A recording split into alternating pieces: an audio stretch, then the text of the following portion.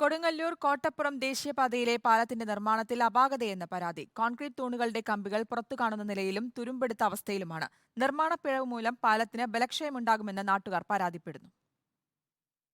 കോട്ടപ്പുറം മൂത്തകുന്നം പാലത്തിന്റെ നിർമ്മാണത്തിലാണ് പരാതി ഉയർന്നിരിക്കുന്നത്. National highway 66ന്റെ ഭാഗമാണ് പാലം. ഉപ്പുവെള്ളമുള്ള സ്ഥലമായതിനാൽ നിലവിലെ അപാകതകൾ മൂലം തൂണുകൾക്ക് ബലക്ഷയമുണ്ടാകാൻ ഇടയുണ്ടെന്ന് നാട്ടുകാർ പറയുന്നു.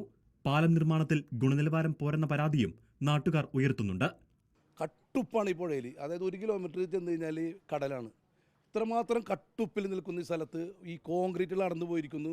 കൂടാതെ ഇവർ പറയുന്നത് ഈ കമ്പി ഒരു കാരണവശാലും തുരുമ്പെടുക്കാത്തൊരു കമ്പിയാണെന്നാണ് പറഞ്ഞത്. നമ്മൾ കാണാം പാലത്തുമുള്ള കമ്പി. അവർ പറയുന്നു, ഞങ്ങളൊക്കെ പറഞ്ഞ് മനസ്സിലാക്കിയത് ഒരു കാരണവശാലും തുരുമ്പെടുക്കില്ല എന്ന് പറഞ്ഞാൽ ആ കമ്പിയെല്ലാം തുരുമ്പെടുത്തിരിക്കുകയാണ്. മുഴുവൻ കോൺക്രീറ്റ് പൊട്ടി കമ്പികളെല്ലാം പുറത്തിരിക്കുകയാണ്. ഇതെല്ലാം ലൈവായിട്ട് കാണുന്നതാണ്. എല്ലാ കമ്പികളും തന്നെ എപ്പോക്സി കോട്ടഡ് ആണ് കമ്പികൾ ഇതിന് കൺസ്ട്രക്ഷന് വേണ്ടി ഉപയോഗിക്കുന്നത്.